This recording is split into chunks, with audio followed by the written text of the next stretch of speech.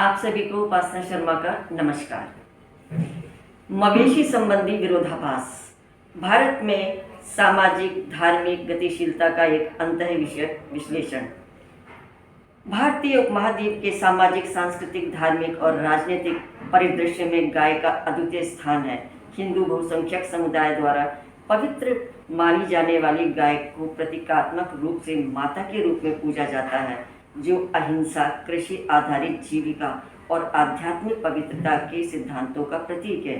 ये श्रद्धा राष्ट्र की ऐतिहासिक चेतना में गहराई से समाई हुई है, जो राज्य के विधानों, चुनावी, राजनीतिक और सांप्रदायिक संबंधों को प्रभावित करती है। हालांकि समकालीन परिचालन परिवेश का गहन अंतः विषय विश्लेषण एक गहरा विरोधाभास प्रकट करता है। गाय का वैचारिक और विधायी उत्थान अक्सर पशु कल्याण, कृषि अर्थशास्त्र और पारिस्थितिक स्थिरता की गंभीरता और भौतिक वास्तविकताओं के बिल्कुल विपरीत होता है। यह व्यापक रिपोर्ट भारत में मवेशियों से जुड़े बहुआयामी संकटों का गहन विश्लेषण करती है और उनके अस्तित्व और प्रबंधन को नियंत्रित करने वाले व्यवस्थागत विरोधाभासों की पड़ताल करती है। पशु चिकित्सा, रोग विज्ञान, सीमावर्ती क्षेत्रों की अर्थव्यवस्था, सामाजिक, धार्मिक पुनर्संतुलन और नगरपालिका प्रशासनिक आंकड़ों को संशोधित करके एक सूक्ष्म और विस्तृत विवरण उभरता है। विश्लेषण सबसे पहले प्लास्टिकोसिस के नाम से जाने वाले रूमेन अवरोध के गंभीर पारिस्थितिक और पशु चिकित्सा संकट का पता लगाता है। यह स्थिति शहरी आवारा पशुओं के प्रबंधन की विफलताओं और अनुपात पशुधन के आर्थिक परित्याग का प्रत्यक्ष शारीरिक परिणाम है। रिपोर्ट 2026 के राजस्थान के जैसलमेर में हुई सामूहिक मवेशी दुर्घटना में निहित घोर प्रशासनिक लापरवाही का विश्लेषण करती है और नगरपालिका गौ संरक्षण ढांचों के भीतर व्याप्त व्यवस्थागत भ्रष्टाचार को उजागर करने वाली स्थानीय हिंदी भाषा की रिपोर्टों को संदर्भ में रखती है। पारिस्थितिक से आर्थिक पहलू की ओर बढ़ते हुए यह विश्लेषण मवेशी व्यापार और निहित गहरे धोखे की पड़ताल करता है। एक हिंदू दुधारू किसानों के कृषि संघर्षों का अध्ययन करता है, जो अपनी धार्मिक आस्था के बावजूद आर्थिक संकट से बचने के लिए अल्पसंख्यक मुस्लिम आबादी को अपनी बछिया बेचने के लिए विवश है। ये स्थानीय और व्यापार भारत बांग्लादेश की खुली सीमा पर होने वाले अंतर्राष्ट्रीय मवेशी तस्कर की गुप्त अर्थव्यवस्था को बढ़ावा देता है, जो राज्य भ्रष्टाचार और जातीय हिंसा से ग्रस्त $1 करोड़ एक गिरोह है। इसके अलावा रिपोर्ट ईद उल अजहा जैसे इस्लामी त्योहारों के आसपास विकसित हो रही सामाजिक धार्मिक गतिशीलता को संदर्भ देती है। गायों की हत्या राजनीतिक अस्थिरता को पहचानते हुए मुस्लिम धर्मगुरु इसके पूर्ण रूप से बंद होने की वकालत कर रहे हैं। एक कूटनीतिज्ञ रियासत जो विरोधाभासों के रूप में उन्हें हिंदू दुधारू किसानों की आजीविका को खतरे में डालती है, जो इस मौसमी बाजार पर निर्भर है। इस व्यापक परिप्रेक्ष्य के माध्यम से रिपोर्ट ये दर्शाती है कि कैसे व्यवहार्य आर्थिक ढांचे और नौकरशाही अखंडता से रहित कठोर विधायी संरक्षण अक्सर पशु और कृषि अर्थव्यवस्था दोनों को गंभीर नुकसान पहुंचाता है। पशुधन कल्याण में व्यवस्थागत विफलता का सबसे स्पष्ट और विनाशकारी परिणाम भारत के शहरी ग्रामीण क्षेत्रों में आवारा पशुओं की बढ़ती संख्या है। वृद्ध पशुओं को मारने को अपराध घोषित करने वाले कड़े बद विरोधी कानूनों और अनुपातात्मक गायों को पालने की आर्थिक अक्षमता के कारण किसान अक्सर अपने पशुधन को छोड़ने के लिए विवश होते हैं। ये परित्यक्त जानवर शहरी केंद्रों और खुले नगरपालिका कचरा स्थलों की ओर आकर्षित होते हैं, क्योंकि उन्हें फेंके गए मानव भोजन की दुर्गंध सताती है। भोजन की तलाश में भटकने की यह मजबूरी एक गंभीर पशु रोग को जन्म देती है, जिसे वैज्ञानिक रूप से अपचनीय बाहरी पदार्थों के कारण होने वाले रूमेन अवरोधक और बोलचाल की भाषा में प्लास्टिकोसिस कहा जाता है। गाय का पाचन तंत्र एक जटिल 4 कक्षों वाला तंत्र है, जो रेशेदार पौधों के पदार्थों के किण्वन और अपघटन के लिए अत्यधिक विकसित है। इन कक्षों में सबसे पहले बड़ा कक्ष रूमेन सेल्यूलोज को पचाने के लिए सूक्ष्म जीवों की क्रिया पर निर्भर करता है। हालांकि प्लास्टिक एक कृत्रिम या अर्धकृत्रिम ऑर्गोपॉलीमेरिक यौगिक रूप से एंजाइमेटिक और सूक्ष्मजीव अपघटन के प्रति प्रतिरोधी होता है। जब मवेशी बिना सोचे समझे पॉलीथीन बैग, प्लास्टिक रैपर और जैविक कचरे के साथ मिश्रित अन्य कृत्रिम मलबे का सेवन करते हैं तो ये पदार्थ रेटिकुलम के भीतर जमा हो जाते हैं। रूमेन अवरोध की रोग क्रिया गंभीर, यांत्रिक और प्रगतिशील होती है। इन अघातु अपचनीय बाह्य पदार्थों की उपस्थिति भोजन के शारीरिक प्रवाह में बाधा डालती है, जिससे पशु पोषक तत्वों को ठीक से पचा नहीं पाता। भारत के विभिन्न संस्थानों में किए गए पशु चिकित्सा संबंधी नैदानिक अध्ययनों से प्रभावित मवेशियों में एक समान अत्यंत कष्टदायक स्थिति देखी गई है। प्राथमिक लक्षणों में लगभग वजन कम होना, आंशिक या पूर्ण रूप से भूख न लगना, बार बार पेट फूलना, सामान्य से कम शारीरिक तापमान, पीली श्लेष्मा झिल्ली, जुगाली रुक जाना और कम मात्रा में गाढ़ा बलगम से लिपटा हुआ गोबर निकलना शामिल है। उन्नत प्लास्टिकोसिस से पीड़ित मवेशियों के रक्त संबंधी मूल्यांकन से गंभीर प्रणालीगत तनाव का पता चलता है। रक्त प्रोफाइल आमतौर पर सामान्य कोशिका युक्त सामान्य रक्त रंगजन्य एनीमा को इंगित करता है, जिसके साथ फैट वेल वॉल्यूम पीसीवी में उल्लेखनीय कमी होती है, जो पशु द्वारा सहन किए जाने वाले अत्यधिक कुपोषण और शारीरिक थकावट को रेखांकित करता है। दिलचस्प बात यह है कि अध्ययनों से पता चलता है कि फाइब्रोजन के अनुमान प्लास्टिक के बाहरी पदार्थों का एक विश्वसनीय संकेतक नहीं है, जिससे शारीरिक जांच या अल्ट्रासाउंड के बिना प्रारंभिक चरणों में इस स्थिति का निदान करना कभी कभी मुश्किल हो जाता है। जनसांख्यिकीय दृष्टि से वृद्ध पशुओं में घातक रूमेन अवरोध का खतरा कहीं अधिक बढ़ जाता है। पशु चिकित्सा महामारी विज्ञान से पता चलता है कि 10 वर्ष से अधिक आयु के मवेशियों और 4 वर्ष से अधिक आयु की भेड़ों और बकरियों में अपचनीय पदार्थों के संचय की आवृत्ति सबसे अधिक होती है। यह जनसांख्यिकीय असंतुलन पशुओं के जीवन काल में संचयी जोखिम के कारण होता है। कम उत्पादकता और खराब आर्थिक लाभ के कारण वृद्ध पशुओं को नियमित रूप से डेयरी फार्मों से निकाल दिया जाता है, जिसके परिणाम स्वरूप वे सड़कों पर आ जाते हैं, जहां केवल नगर पालिका के कचरे पर जीवित रहते हैं। पशु चिकित्सा संबंधी हस्तक्षेपों के दौरान निकाले गए प्लास्टिक की भारी मात्रा पर्यावरणीय संकट की भयावहता को रेखांकित करती है।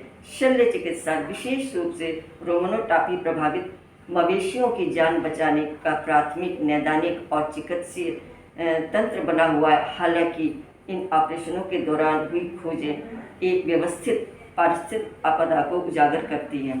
पूर्वी गोदावरी जिले के कोलंबूर में पशु चिकित्सा से संबंधित एक बेहद चर्चित आपातकालीन घटना में सर्जनों ने अत्यधिक कमजोरी और भूख न लगने से पीड़ित एक गाय की आपातकालीन रूमेनोटॉमी की।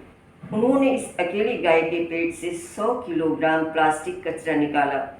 यह कोई अलग थलग घटना नहीं है। देश भर में इस तरह के हस्तक्षेपों से लगातार चिंताजनक परिणाम सामने आ रहे हैं। चेन्नई स्थित तमिलनाडु पशु चिकित्सा और पशु विज्ञान विश्वविद्यालय ने थिरुमुल्लवार से लाई गई एक गाय से 52 किलोग्राम प्लास्टिक निकाला। दिल्ली की राजधानी में पशु चिकित्सक नियमित रूप से सड़क पर घूमने वाले मवेशियों के पेट से 50 किलोग्राम तक पॉलीथीन निकालने की रिपोर्ट करते हैं, जो अक्सर पूरे जूते, सुई और लकड़ी के टुकड़ों के साथ मिश्रित होती है। छोटे पैमाने पर किए गए अध्ययनों से आवारा पशुओं में पाए जाने वाले प्लास्टिक के बाहरी पदार्थों का औसत वजन नियमित रूप से 14.50 किलोग्राम के आसपास रहता है, जो जानवर के आंतरिक अंगों पर एक भारी जीवन घातक बोझ का प्रतिनिधित्व करता है। समय पर उपचार किए जाने पर ऑपरेशन के बाद स्वस्थ होना संभव है। प्रभावित गायें अक्सर अगले दिन सामान्य भूख प्राप्त कर लेती हैं और रूमेनोटॉरिक और प्रायोटोरिक्स की सहायता से 1 सप्ताह के भीतर पूर्ण रूप से स्वस्थ हो जाती हैं। हालांकि चूंकि ये ज़्यादातर परित्यज्य आवारा जानवर होते हैं, इसलिए इनमें से अधिकांश को कभी भी शल्य चिकित्सा नहीं मिल पाती, वे सड़कों पर धीमी दर्दनाक मौत मरते हैं, जिसे कभी कभी सड़क दुर्घटनाओं या अंततः अवैध वध के बहाने छुपा दिया जाता है। रूमेन में रुकावट के प्रभाव से पशु कल्याण से कहीं अधिक व्यापक है और शहरी सार्वजनिक स्वास्थ्य के लिए एक गंभीर और खतरनाक खतरा पैदा करता है। प्लास्टिक कचरे में निहित रसायन, जिसमें प्लास्टिसाइजर, भारी धातुएं और सिंथेटिक रंग शामिल हैं, निष्क्रिय नहीं रहते। जब ये यौगिक लंबे समय तक गाय के रूमेन के अत्यधिक अम्लीय और सूक्ष्म जीवों से सक्रिय वातावरण के संपर्क में रहते हैं तो धीरे धीरे विघटित होकर पशु के रक्त परिसंचरण में रिस जाते हैं। ये विषैले यौगिक बाद में जैविक खाद्य श्रृंखला में फैल जाते हैं, जिससे चरने वाली गायों द्वारा उत्पादित दूध दूषित होता है। अनौपचारिक डेयरी नेटवर्क पर निर्भर स्थानीय शहरी आबादी के लिए इस जहरीले दूध का सेवन एक धीमी, व्यवस्थित विषाक्तता और प्रतिनिधित्व करता है, जो नगरपालिका अपशिष्ट कुप्रबंधन, पशु उपेक्षा और सार्वजनिक स्वास्थ्य संकटों के बीच एक सीधा कारण संबंध स्थापित करता है। इस पर्यावरणीय आपदा के पीछे का आर्थिक तर्क बहुत गहरा है। प्लास्टिक के सेवन से होने वाले शारीरिक तनाव के कारण दूध उत्पादन में गिरावट आने पर बेहद कम लाभ मार्जिन पर काम करने वाले दुग्ध उत्पादकों के पास महंगे उपचारात्मक उपायों को वहन करने के लिए ना तो वित्तीय क्षमता है और न ही प्रोत्साहन। परिणाम स्वरूप जानवरों को उनके हाल पर छोड़ दिया जाता है। राज्य स्तरीय अपशिष्ट प्रबंधन प्रणालियों की विफलता, साथ ही व्यापक पशु पुनर्वास नीतियों की पूर्ण कमी पवित्र भारत को एक पर्यावरणीय जैव खतरे में बदल देती है, जो सांस्कृतिक श्रद्धा और पारिस्थितिक प्रबंधन के बीच भयावह विरोधाभास को उजागर करती है। राज्य द्वारा प्रायोजित गौ संरक्षण नीतियों के सैद्धांतिक विरोधाभास घोर प्रशासनिक लापरवाही के मामले में सबसे स्पष्ट रूप से सामने आते हैं। इस प्रणालीगत विफलता को उजागर करने वाला एक महत्वपूर्ण मामला मई 2026 के अंत में राजस्थान के जैसलमेर में घटित हुआ। इस घटना ने नगरपालिका पशु प्रबंधन की कमजोर और अक्सर भ्रष्ट संरचना को उजागर किया, जिससे व्यापक राजनीतिक हलचल मच गई और वैचारिक बयानबाजी और व्यावहारिक क्रियान्वयन के बीच की विशाल खाई स्पष्ट हो गई। यह संकट शनिवार 23 मई और रविवार 24 मई 2026 को जनता के ध्यान में आया, जब स्थानीय निवासियों और गौरक्षकों ने जैसलमेर जिला मुख्यालय से लगभग 7 किलोमीटर दूर रामगढ़ रोड पर बड़ा बाग क्षेत्र में स्थित नगर निगम कचरा डंपिंग यार्ड का दौरा किया। यह स्थल एक भयावह और जैविक रूप से खतरनाक दृश्य प्रस्तुत करता है। 500 से अधिक गायों के सड़ते गलते शत विक्षत शव 1 किलोमीटर के दायरे में खुले में बिखरे हुए पाए गए। पर पर्यावरणीय परिस्थितियों ने संकट को और भी गंभीर बना दिया। यह क्षेत्र भीषण गर्मी की चपेट में था, जिससे खुले में पड़े मांस के सड़ने की प्रक्रिया में तेजी से वृद्धि हुई। परिणाम स्वरूप कई दिनों तक आसपास के क्षेत्रों में असहनीय दुर्गंध फैली रही, जिससे उन स्थान के आसपास होना असंभव हो गया और सड़ते हुए जैविक पदार्थों से संक्रामक रोगों के फैलने के संबंध में स्थानीय निवासियों के बीच तत्काल गंभीर आशंकाएं पैदा हो गईं। गौ प्रेमियों ने जिसमें हुकुमदान जैसे प्रमुख स्थानीय व्यक्ति भी शामिल थे, इस स्थल का पता लगाया और भयावह दृश्य का वीडियो बनाया। जैसे ये दृश्य सोशल मीडिया पर तेजी से प्रसारित हुआ, इसने जनता में भारी आक्रोश पैदा कर दिया और गौ संरक्षण के स्थानीय प्रशासन के दावों को पूरी तरह से धराशायी कर दिया। प्रशासन द्वारा तुरंत शुरू की गई जांच से पता चला कि यह आपदा एक निजी ठेकेदार की घोर लापरवाही का सीधा परिणाम थी, जिसमें नगरपालिका की निगरानी का पूर्ण अभाव शामिल था। जैसलमेर नगर परिषद नियमित रूप से मृत शहरी पशुओं के संरक्षण और निपटान के लिए वार्षिक निविदाएं जारी करती है। यह अनुबंध अत्यंत लाभदायक होता है, क्योंकि ठेकेदार को शवों से व्यावसायिक रूप से उपयोगी उप उत्पादक, विशेष रूप से हड्डियां और चमड़ा निकालने की अनुमति होती है। 2025-26 वित्तीय वर्ष के लिए इस जिम्मेदारी को सौंपे गए ठेकेदार की पहचान बाड़मेर के सुवाला निवासी गोपराम के रूप में की गई। स्थापित प्रोटोकॉल के अनुसार मृत जानवरों को निर्दिष्ट बड़ा बाग डंपिंग यार्ड में ले जाना और पर्यावरण प्रदूषण को रोकने के लिए उन्हें गहराई में दफनाया जाना अनिवार्य था। हालांकि गोपराम ने इन नियमों का घोर उल्लंघन किया। वैज्ञानिक रूप से उचित तरीकों से शवों का निपटान करने के बजाय उसने शवों को सतह पर फेंक दिया और वहीं छोड़ दिया।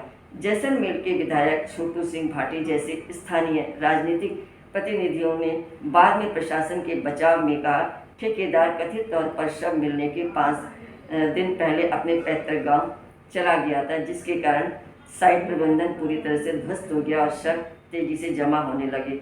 जनता के तीव्र आक्रोश और स्थानीय स्तर पर महामारी संबंधी आपदा के खतरे का सामना करते हुए आयुक्त लाजपाल सिंह सोढ़ा के नेतृत्व में कार्यरत नगर पालिका प्रशासन ने त्वरित दंडात्मक और उपचारात्मक कार्रवाई शुरू की। ठेकेदार का अनुबंध तत्काल प्रभाव से समाप्त कर दिया गया और नगर परिषद द्वारा उसकी फर्म को औपचारिक रूप से ब्लैकलिस्ट कर दिया गया। इसके अलावा उसकी पूरी जमानत राशि जब्त कर ली गई। इसी दौरान जिला कलेक्टर अनुपमा जोरवाल ने उस व्यवस्थागत खामी पर एक व्यापक तथ्यात्मक रिपोर्ट की मांग की, जिसके कारण नगर पालिका स्वास्थ्य निरीक्षकों की नज़र में इतनी बड़ी मात्रा में मलबा जमा होना देखा गया। मेरे दृष्टिकोण से जो गाय वृद्ध हो चुकी हैं, उनके जीवन की रक्षा और उनके स्वास्थ्य के लिए उन्हें विशेष पोषण और देखभाल की आवश्यकता होती है। समय समय पर उनकी जांच करवाएं, मौसम के अनुसार उनके रहने की व्यवस्था करें। यदि घर पर देखभाल नहीं हो सकती है तो आर्थिक समस्या है तो उन्हें विश्वसनीय पशु कल्याण केंद्र में भेज सकते हैं। गाय को केवल दूध देने का साधन न समझें, बल्कि उनकी वृद्धावस्था में उनके साथ प्रेमपूर्ण एवं अच्छा आचरण करें। मैं समझती हूँ हमारे लिए गाय एक विशेष महत्व रखती है। इसी के साथ मैं अपनी वाणी को विराम देती हूँ और आपका बहुत बहुत धन्यवाद कि आपने इतने धैर्यपूर्वक मेरे शब्दों को सुना। पुनः आप सबका धन्यवाद।